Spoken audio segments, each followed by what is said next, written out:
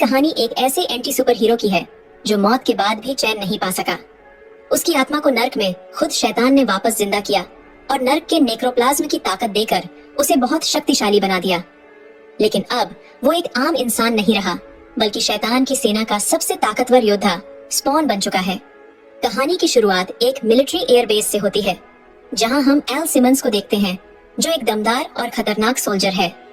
Simmons airbase के control room में घुसता है, जहां वह सभी लोगों को मार देता है और वहां एक गाइडेड मिसाइल को सेटअप करने लगता है।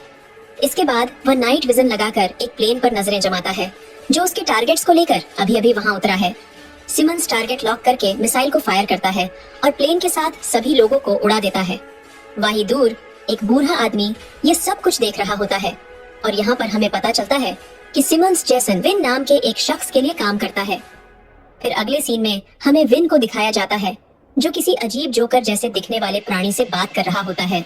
लेकिन यह कोई साधारण जोकर नहीं है, ये नर्क के शैतान मलबोल्गिया की तरफ से भेजा गया एक राक्षस है, जिसका काम बुरे इंसानों के साथ मिलकर दुनिया में बुराई फैलाना और इंसानों को नर्क में भेजकर शैतान मलबोल्गिया की सेना बनाना था। जोकर विन से बायो वेपन के बारे में पूछता है, जिसे विन ने बनाने का वादा किया था।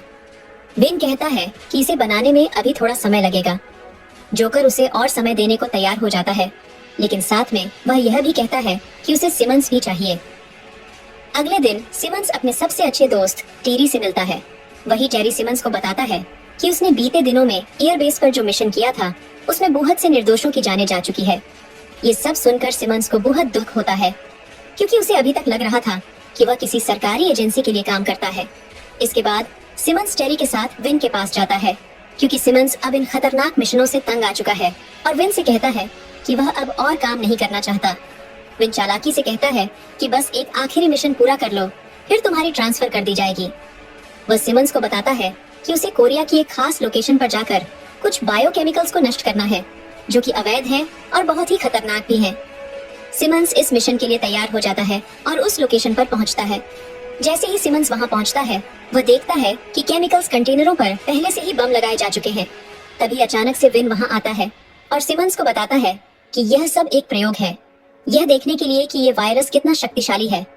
इस पर सिमंस विन से कहता है कि इस फैसिलिटी के पास में ही एक शहर है, जो इस धमाके से तबाह हो जाएगा और वो इतने लोगों को मरने नहीं दे सकता। इतना कहते ही सिमंस गुस्से में आकर विन पर गन तान देता है, लेकिन तभी वहां विन की पार्टनर जेसिका आती है और सिमंस की टांग पर गोली मार देती है। फिर जेसिका सिमंस के ऊपर फ्यूल डाल देती है। इसके बाद विन सिमंस के शरीर पर आग लगाकर वहां से चला जाता है। अब वहां आग लग जाती है और सिमंस अपने आखिरी समय में अपनी पत्नी वांडा का नाम पुकारता है, क्योंकि वो उससे बहुत प्यार करता था। कुछ ही समय में वहां एक जोरदार धमाका होता है और सब कुछ तबाह हो जाता है। और यहीं पर हमें सिमंस की आत्मा को नर्क में जाते हुए दिखाया जाता है। इसके अगले सीन में हम देखते हैं कि सिमंस की आंखें एक चर्च की छत पर खुलती हैं, जहां उसकी पूरी बॉडी बुरी तरह जल चुकी होती है और उसे खुद के पूरे शरीर में बहुत तेज जलन और दर्द महसूस हो रहा होता है। जब वह जागता है, तब उसके सामने वही जोकर खड़ा होता है। सिमंस उठकर चर्च की छत से नीचे आता है, जहां सिमंस को वही बूढ़ा आदमी मिलता है जो हमें मूवी की शुरुआत में दिखाया गया था। वही बूढ़ा आदमी सिमंस से बात करने की कोशिश करता है, लेकिन सिमंस उसे नजरअंदाज कर देता है और अपने घर की तरफ चला जाता है। उसे नहीं पता होता कि उस ब्लास्ट के बाद क्या हुआ था। उसे तो बस इतना लगता है कि यह सब हाल ही में हुआ है, लेकिन सच्चाई यह थी कि वह 5 सालों पहले ही मर चुका था और 5 साल बाद उसे शैतान मलबोल्गिया ने वापस इस दुनिया में भेजा था। लेकिन अभी सिमंस इन सब बातों से अनजान था। अब जैसे ही सिमंस अपने घर के पास आता है, तो वह देखता है कि आज उसकी बेटी का बर्थडे है और उसके घर पर बर्थडे सेलिब्रेशन चल रहा है। वही सिमंस ये भी देखता है कि उसकी पत्नी वांडा और उसके सबसे अच्छे दोस्त टेरी ने आपस में शादी कर ली है। उसे ये सब देखकर बहुत ही ज्यादा दुख होता है। तभी सिमंस का डॉग उसे पहचान लेता है और उसकी बेटी के पास से भागकर उसके पास आ जाता है। तभी डॉग के पीछे उसकी बेटी भी वहां आती है और उसे झाड़ियों में छिपा हुआ देख लेती है, लेकिन उसकी बेटी उसे डरती नहीं है और उसे कैंडी देती है। तभी वहां पर वांडा आती है, जो सिमंस की बुरी तरह जली हुई बॉडी देखकर डर जाती है। वांडा सिमंस को पहचान नहीं पाती और घबराकर टेरी को बुलाती है। तभी टेरी वहां आता है और सिमंस को भिखारी समझकर वहां से भगाने लगता है, क्योंकि सिमंस की हालत इतनी खराब हो चुकी थी कि वो दोनों उसे पहचान ही नहीं पाते। इधर पार्टी में वही जोकर भी मौजूद होता है, जो सभी बच्चों का मनोरंजन कर रहा होता है। तभी जोकर की नजर सिमंस पर पड़ती है और जोकर वहां आकर सिमंस को अपने साथ वापस उसी चर्च में ले जाता है जहां सिमंस अपनी पूरी बॉडी में जलन और असहनीय दर्द महसूस कर रहा था। जोकर के सामने पूरी तरह टूट चुका सिमंस दर्द से तड़प रहा होता है और जोकर से मदद मांगते हुए उसे कहता है कि प्लीज मुझे हॉस्पिटल ले चलो। तभी जोकर सिमंस को सच्चाई बताता है कि उसकी मृत्यु तो 5 साल पहले ही हो चुकी थी। जोकर उसे यह भी बताता है कि उसने नर्क में शैतान मलबोल्गिया के साथ एक डील की थी जिसमें उसने कहा था कि अगर वह अपनी पत्नी को इस दुनिया में फिर से देखना चाहता है तो उसे शैतान मलबोल्गिया की आर्मी को गाइड करना होगा और विन से बदला लेना होगा। जोकर सिमंस के हालातों का फायदा उठाते हुए सिमंस को भड़काने की कोशिश करता है। वह कहता है कि तुम्हारी पत्नी ने तुमसे प्यार नहीं किया, तुम्हारे दोस्त ने तुम्हें धोखा दिया और तुम्हारी पत्नी से शादी कर ली। इन सब के पीछे विन का ही हाथ है। इसके बाद जोकर उसे एक प्रस्ताव देता है कि अगर तुम विन को मार डालोगे तो मैं तुम्हें हर वो चीज दूंगा जो तुम चाहते हो, यहाँ तक कि तुम्हारी पत्नी भी। सिमंस को खुद की बातों पर यकीन दिलवाने के लिए जोकर सिमंस को उसकी ही कब्र पे ले जाता है। सिमंस को इन बातों पर यकीन नहीं होता, लेकिन जैसे ही वह अपनी कब्र में अपने लॉकेट को देखता है जिसमें उसकी और उसकी पत्नी की तस्वीर होती है तो वो बहुत दुखी हो जाता है। इस पर जोकर उसका मजाक उड़ाने से भी पीछे नहीं हटता, जिससे सिमंस का गुस्सा और बढ़ जाता है। वह जोकर को मारना चाहता है, लेकिन उसकी बॉडी इतनी दर्द में थी कि वह कुछ कर नहीं पाता। अचानक सिमंस की पूरी बॉडी से स्पाइक्स निकल आते हैं और एक शक्तिशाली आर्मर उसकी बॉडी को कवर कर लेता है। अब जोकर उसे शैतान मलबोल्गिया की आर्मी का लीडर बनाता है और उसका एक नया नाम रखता है स्पॉन। वही सिमंस अपने लॉकेट को अपने चेस्ट पर रखता है और वह लॉकेट उसकी नई आर्मर सूट का हिस्सा बन जाता है। इसके बाद जोकर उसे धमकी देते हुए कहता है कि अपने मिशन पर जाओ और काम खत्म करो, वरना मैं तुम्हें वापस नर्क में भेज दूंगा। सिमंस अब पूरी तरह से अपने मिशन पर जाने के लिए तैयार हो जाता है। जैसे ही वह विन को मारने के लिए निकलता है, वही बूढ़ा आदमी उसका रास्ता रोक लेता है और उसे कहता है, तुम जानते हो मैं भी 500 साल पुराना स्पॉन हूँ और 500 सालों से इस शहर की रक्षा कर रहा हूँ। सिमंस उसकी बातों को इग्नोर करके आगे बढ़ जाता है और विन की एजेंसी के हेड ऑफिस पहुंच जाता है। वहाँ पर वह गार्ड्स को मारता है और आर्मी फैक्ट्री से वेपन्स चुरा लेता है। वही विन अपने पार्टनर जेसिका के साथ एक खतरनाक प्लान बना रहा होता है, जहाँ वह कहता है कि उसने एक वायरस और उसका इलाज दोनों तैयार कर लिया है। अब वह इस वायरस को पूरी दुनिया में फैलाएगा और जो उसकी बात मानेगा उसे ही इस वायरस का इलाज मिलेगा। इस तरह से वह पूरी दुनिया पर राज करना चाहता है। तभी वहाँ टेरी विन से कुछ जरूरी बात करने के लिए आता है और उसे बताने की कोशिश करता है कि उसकी पत्नी और बेटी की जान खतरे में है। टेरी विन को बताता है कि वह इस एजेंसी को अपनी मर्जी से चलाना चाहता है। इस पर विन टेरी से कहता है कि तुम्हारा काम सिर्फ ये सुनिश्चित करना है कि जनता मेरी बात से सहमत हो और इसके अलावा तुम्हें कुछ और सोचने की जरूरत नहीं है। इसके बाद विन और टेरी दोनों एक पार्टी में चले जाते हैं। वहीं उसी बिल्डिंग पर हम सिमंस को देखते हैं जो विन को मारने की पूरी तैयारी कर चुका है। इसके बाद पार्टी में टेरी को कॉल आती है कि उनकी आर्मरी फैक्ट्री से गन्स चोरी हो गई है और वह तुरंत विन के साथ वहां से निकलने की तैयारी करता है। तभी सिमंस बिल्डिंग की छत का कांच तोड़ते हुए वहां आ जाता है। अब गुस्से में आग बबूला सिमंस अपने दोस्त टेरी को पकड़ गेच लेता है और उससे पूछता है कि सबसे अच्छे दोस्त होने के बावजूद भी तुमने मुझे धोखा क्यों दिया। इस पर टेरी सिमंस से कहता है कि तुम्हारी मौत के बाद वांडा बिल्कुल अकेली हो गई थी और तुम्हारी बच्ची का ध्यान रखने वाला भी कोई नहीं था। ये सुनकर सिमंस टेरी को छोड़ देता है और फिर गुस्से में विन पर हमला कर देता है। लेकिन तभी विन को बचाने के लिए उसकी पार्टनर जेसिका वहां आती है और ऊपर की मंजिल से ही सिमंस पर गोलियां चलाने लगती है। लेकिन इस अंधाधुंध फायरिंग में सिमंस को कुछ गोलियां लग जाती हैं और सिमंस देखता है कि उसकी बॉडी पर बने जख्म कुछ ही सेकंड में खुद ठीक हो जाते हैं। फिर वह उसी जगह पहुंचता है जहां जेसिका खड़ी होती है। अब जैसे ही जेसिका उसे मारने के लिए आगे बढ़ती है, तभी सिमंस के सूट में बेल्ट से लगी हुई स्कल नीचे आती है जो जेसिका के पैर को जख्मी कर देती है और फिर सिमंस उसे मार डालता है। लेकिन इसी बीच मिलिट्री के बहुत सारे सैनिक वहां आकर सिमंस पर गोलियां चलाने लगते हैं।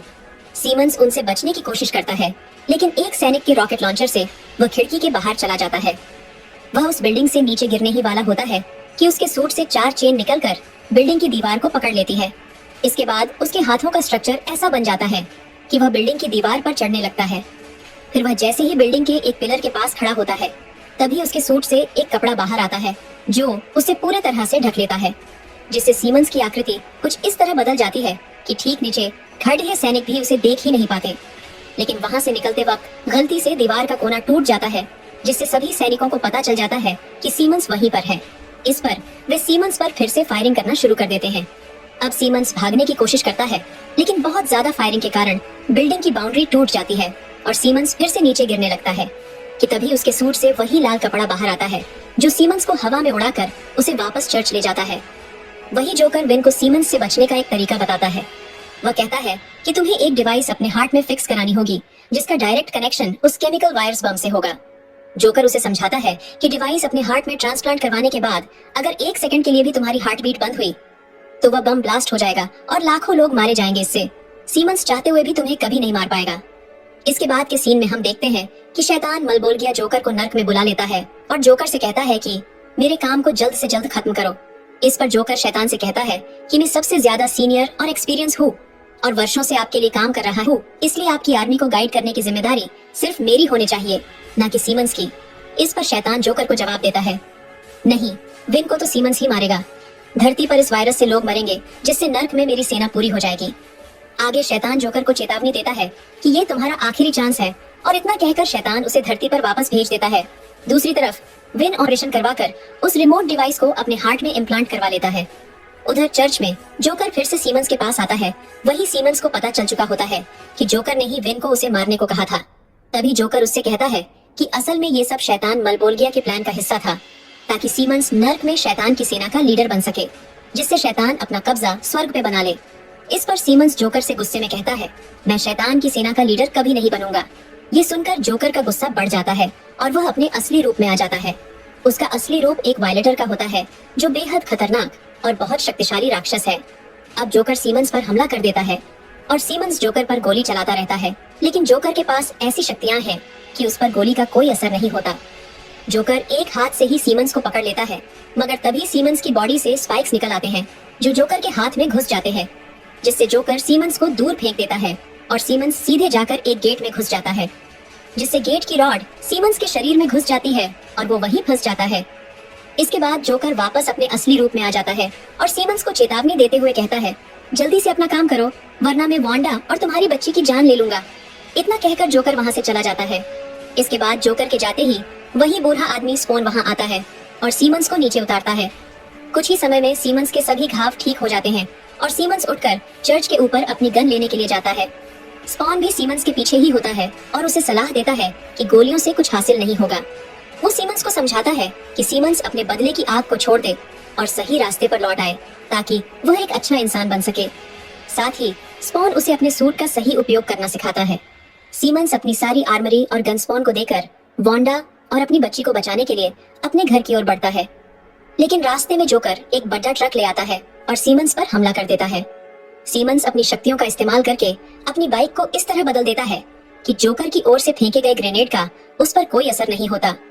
इसके बाद जोकर पूरी रोड पर ऑनिल फेंक देता है, जिससे सीमंस का संतुलन बिगड़ता है और वह गिर जाता है। अब जोकर सीमंस को कुचलने के लिए ट्रक लेकर तेजी से उसकी ओर बढ़ता है, लेकिन सीमंस अपनी शक्तियों का इस्तेमाल करके एक ठोस बैरिकेड बना देता है, जिससे जोकर का ट्रक टकराकर ब्लास्ट हो जाता है। इस बीच टेरी को विन के प्लान के बारे में पूरी जानकारी मिल जाती है, लेकिन तभी विन उनके घर में गन लेकर घुस जाता है और सबको बंदी बना लेता है। कुछ ही देर में जोकर भी वहां पहुंच जाता है और इसके कुछ ही समय बाद सीमंस भी वहां आ जाता है और देखता है कि विन ने वांडा को बांध रखा है। तभी सीमंस को वहां देखते ही विन वांडा को चाकू मार देता है। इसके बाद सीमंस गुस्से में विन को फेंक देता है, जिससे एक कमरे का दरवाजा टूट जाता है और वहाँ सीमंस को उसका दोस्त टेरी और उसकी बेटी बंधे हुए मिलते हैं। इसके बाद सीमंस विन को मारने ही वाला होता है कि तभी विन कहता है कि अगर वो मारा गया तो उसके साथ लाखों लोग और सीमंस का परिवार भी मारा जाएगा। इस पर सीमंस अपनी शक्तियों का इस्तेमाल करके विन के दिल में लगी डिवाइस को बाहर खींच लेता है और उसे नष्ट कर देता है। विन को छोड़कर सीमंस वांडा की ओर बढ़ता है। तभी वांडा की आंख खुलती है और वह चाकू से सीमंस पर हमला करके उसे घायल कर देती है। तभी जोकर वांडा के रूप से अपने असली रूप में आता है और यहाँ हमें पता लगता है कि ये जोकर ही था जो वांडा का रूप लेकर आया था। अब जोकर असली वांडा को वहाँ लाता है, लेकिन तभी स्पॉन वहाँ आ जाता है और जोकर पर हमला कर देता है। स्पॉन को देखकर जोकर जल्दी से नर्क में चला जाता है और उन दोनों को ललकारता है। दरअसल जोकर ने इस आग में नर्क का एक पोर्टल बना दिया था। अब सीमंस और स्पॉन जोकर और शैतान मलबोल्गिया की सेना से लड़ने के लिए नर्क में प्रवेश करते हैं। अब जैसे ही ये दोनों नर्क में पहुंचते हैं, जोकर स्पॉन पर हमला करता है और उसे मारने ही वाला होता है कि सीमंस अपनी सूट की चेन से जोकर को पकड़ लेता है। वो जोकर के पास आकर अपने हाथ के स्पाइक्स जोकर की गर्दन में घुसा देता है। इससे जोकर बुरी तरह से घायल हो जाता है और वहाँ से गायब हो जाता है। इसके बाद उनके सामने शैतान मलबोल्गिया और उसकी पूरी सेना आती है। सीमंस अपनी पावर का इस्तेमाल करके शैतान मलबोल्गिया की आधी सेना को वही खत्म कर देता है और जल्दी से स्पॉन को लेकर वापस वांडा के घर लौट आता है। इसके बाद सीमंस और स्पॉन आराम से बैठे होते हैं कि तभी पीछे से जोकर फिर से वहाँ आता है और सीमंस को पकड़ लेता है। वह सीमंस के सिर को कुचलने ही वाला होता है, कि सीमंस अपने सिर से स्पाइक्स निकालता है और अपने सूट की चेन से जोकर का गला काट देता है। जोकर मरकर वापस नर्क में चला जाता है। अब इस सब के बाद टेरी न्यूज पर विन की साजिश की सच्चाई उजागर कर देता है, जिससे विन को गिरफ्तार कर लिया जाता है। इसके बाद सीमंस अपना लॉकेट अपनी बेटी को सौंप देता है और खुद चर्च लौट जाता है। इसके बाद सीमंस फैसला करता है कि अब वह इंसानों की रक्षा करेगा और इस दुनिया में शांति बनाए रखेगा। इसी के साथ ये फिल्म यहीं समाप्त हो जाती है। हम आशा करते हैं कि आपको ये कहानी पसंद आई होगी। अगर आई हो तो वीडियो को लाइक जरूर करें और चैनल को सब्सक्राइब करके हमें सपोर्ट करें। और ऐसी ही दिलचस्प कहानियों के लिए बेल आइकन भी दबाएं ताकि कोई भी नया वीडियो आपसे मिस न हो जाए। धन्यवाद।